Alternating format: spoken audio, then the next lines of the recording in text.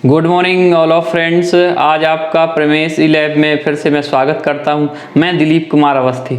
आज हम बात करेंगे पीएससी के एमपी जीके से रिलेटिव, और ये जो एमपी जीके से रिलेटिव ये सभी के लिए काम आएगा। पीएससी, पुलिस, बैंकिंग या अदर्स एग्जाम के लिए भी एमपी से रिलेटिव कोई भी एग्जाम आता है उसके लिए बहुत ज़्यादा ज़रूरी है। तो आज हम सबसे पहले शुरुआत करते हैं कि नाम कैसे हैं, पुराने शहरों के नाम और न्यू शहरों के नाम क्या हैं, आखिर नाम चेंज क्यों करते हैं, आखिर नाम चेंज करने से क्या होता है, इसका फ़ायदा क्या रहता है। तो आपने देखा होगा कि समय समय पर कोई भी राजा आता है या कोई पुरानी व्यवस्था या अभी वर्तमान की जो व्यवस्थाएं हैं उसमें हमेशा चेंज आता रहता है, और सबसे जो चेंज है वो आता है नामों में।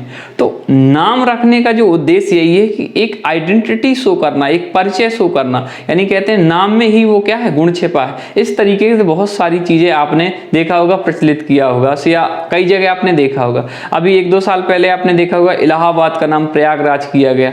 तो इस सारी प्रोसेस को ध्यान में रखते हुए हम मध्य प्रदेश के भी बहुत ऐसे स्थान हैं जिनका पुराना नाम था, उनका नाम में कहीं ना कहीं जो तथ्य होता है वो ऐतिहासिक तथ्य होता है, उसकी विशेषताएं वाला तथ्य होता है, या अन्य उससे कहीं ना कहीं सीधा सा संबंध होता है। इसलिए नगरों के नाम क्या करते हैं, फर्स्टली परिचय देते हैं, यानी एक इंट्रोडक्शन देते हैं कि आखिर वो किससे रिलेटिव है। तो मध्य प्रदेश में भी बहुत सारे ऐसे स्थान हैं जो समय समय पर व्यापम, एमपीपीएससी या अदर्स एग्जाम में एमपी से रिलेटेड कोई भी एग्जाम है उनसे आते रहते हैं। तो इसी कड़ी में हम आज पढ़ते हैं।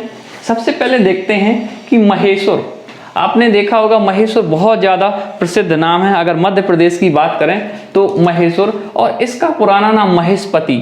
महेशपति आपने देखा होगा, आपने अगर बाहुबली देखी होगी, बाहुबली मूवी, तो उसमें जरूर देखा होगा महेशमती। महेश्वर का पुराना ही नाम क्या था, महेशमती। तो अगर यहाँ पे महेशमती नाम रखा होगा तो इसको लेके कई तरीके से प्रचलन कथाएं हैं कि शायद कोई भी कुर्बानी देने से पहले, कोई भी काम करने से पहले महिष यानी भैंस होती है, तो भैंस की कुर्बानी देना, या ऐसी जगह जहाँ भैंस की कुर्बानी दी जा रही हो तो उसको लेकर नाम क्या रख दिया गया, उसका नाम रख दिया गया महेशमती।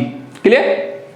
दूसरा हमारा था विदिशा। तो विदिशा बहुत प्रसिद्ध जगह रहा है। अशोक के जो अशोक था वो भी यहाँ पे आया था, अशोक, और भी बहुत सारे राजा समय समय पे आते रहे। तो इसका नाम बेसनगर या भेलसा। अब यहाँ बेसनगर का, अब बेस शब्द की बात करें तो कहीं ना कहीं बेस शब्द कोई ऐसी जगह रही होगी, सेंटर पॉइंट रहा होगा जहां पर किसी भी राजा को राज करने के लिए बहुत ज्यादा सहयोग मिलता रहा होगा और उसे कंट्रोल करने के लिए सेंटर पॉइंट का काम किया होगा, इसलिए इसका नाम बेसनगर रखा होगा या भेलसा नाम रखा होगा। क्लियर।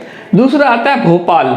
भोपाल नाम, तो भोपाल, अब भोपाल शब्द में देखिए भोजपाल, भोजताल, आपने देखा होगा बड़ी झील का नाम भी भोजताल है, भोपाल। तो अब यहाँ पे सिर्फ 3 नाम है, लेकिन यहाँ भोजताल यानी राजा भोज के द्वारा बनाया हुआ शहर था, उसका नाम भोजताल था या भोजनगरी भी कहा जाता था। इसी के क्रम में हमने बाद में उसको क्या, नवाबों का समय आया तो उन्होंने क्या किया, भोजताल को चेंज करके भोपाल कर दिया। लेकिन ये जो भोपाल शब्द है, भोजताल, तो ये क्या करता है, हमें एक आइडेंटिटी देता है कि राजा भोज से रिलेटिव, की हमें एक कहते हैं शो होता है कि ये राजा भोज से रिलेटिव है, तो इसका नाम भोजताल था। अब आता है ग्वालियर शहर। ग्वालियर बहुत प्रसिद्ध जगह रहा है, सिंधिया घराने या सिंधिया राजवंशों की एक जगह रही है, राजधानी भी रही है, और आज भी ग्वालियर कई चीज़ों के लिए क्या है, बहुत ज़्यादा प्रसिद्ध है। तो ग्वालियर की अगर बात करें तो इसे गोपांचल बोला जाता है। तो यहाँ भी कोई वर्ड उसी के मीन्स छिपा होगा कि आखिर गोपांचल क्यों बोला जाता है, या कोई इसके पीछे कहावतें रही होंगी या किंवदंतियाँ रही होंगी। और किंवदंतियाँ एक ही नहीं होती, बहुत सारी होती हैं, अपना अपना मत होता है, लेकिन वैसी मत को स्वीकार करते हैं जो मोस्टली लोगों द्वारा एक्सेप्टेड किया जाता है या स्वीकार किया जाता है।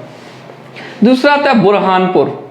बुरहानपुर इतिहास में बहुत ज़्यादा प्रसिद्ध जगह रही है, बहुत ज़्यादा महत्वपूर्ण रही है, और जितना भी दिल्ली की सल्तनत जिनने संभाला है, चाहे वो मुगल हो, अकबर हो या अन्य कोई राजा हो, तो बुरहानपुर को कंट्रोल करना बहुत ज़्यादा जरूरी है। और बुरहानपुर सबसे ज़्यादा प्रसिद्ध हुआ है मुगल काल में।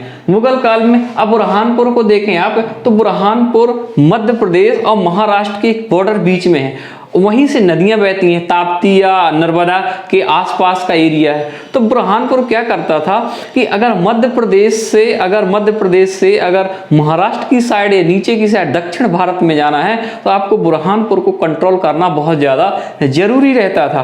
तो ज़्यादातर मुगल काल में बुरहानपुर को कंट्रोल करने के लिए लड़ाइयाँ भी लड़ी, आक्रमण भी किए, और अकबर भी यहाँ कई बार आया। इनके घराने से संबंध रहा, अकबर या उसके संबंधित जितने भी राजाएं थे समय समय पर आते रहे। तो बुरहानपुर जब इनका शासन हुआ तो उनने बुरहानपुर का नाम क्या रख दिया, खानदेश रख दिया।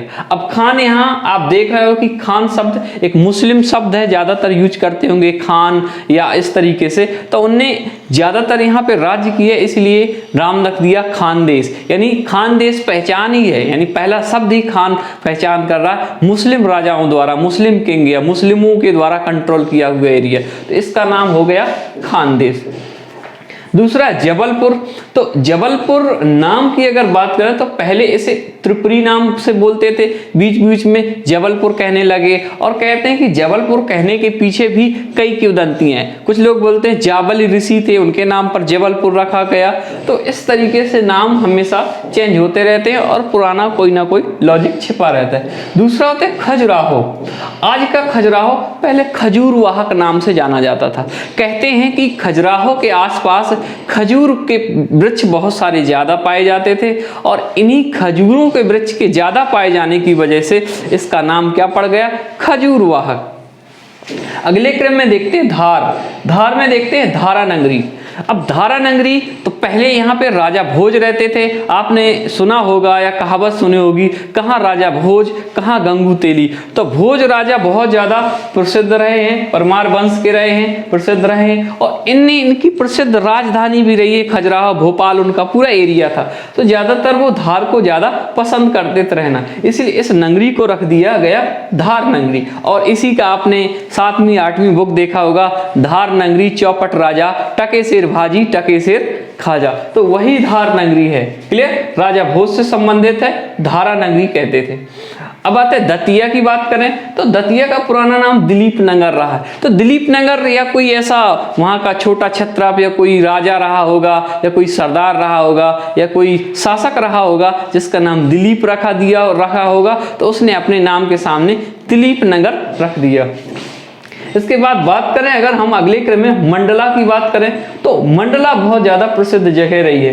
पुराने टाइम पे गढ़मंडला यानी किला रहा होगा, तो गढ़मंडला किला, या गोंडवाना, गौंड राज्यों का शासन था जिसे गोंडवाना भी कहते थे। और आपने देखा होगा दुर्गाबाई का नाम बहुत ज्यादा इतिहास में प्रसिद्ध है, तो दुर्गाबाई भी यही गोंडवाना की ही शासक थी। तो एक मंडला बहुत ज्यादा फेमस रहा है, इसलिए इसे गोंडवाना या गढ़मंडला भी कहते हैं। अगले क्रम की अगर बात करें हम उज्जैन की बात करें तो उज्जैन बहुत पुरानी ऐसी नगरी है जो पूर्व इतिहास और बहुत पहले वर्तमान से लेकर बहुत आगे काल तक हमेशा इसका अस्तित्व रहा है और इसका आज भी अस्तित्व रहा है। तो समय समय पर इसके नाम चेंज होते रहे, लेकिन जो सबसे ज्यादा प्रसिद्ध नाम है इसके उज्जैन का, अवंतिका या उज्जैनी कहते थे। अवंतिका या उज्जैनी इसका बहुत ज्यादा नाम प्रसिद्ध है।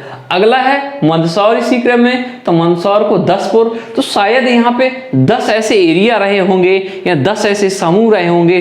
पुर का मतलब होता है शहर या कोई इस तरीके से पुरी को कहते हैं, तो ऐसी 10 पुरी रही होंगी, इसलिए इनका नाम क्या पड़ गया होगा, 10पुर पड़ गया होगा।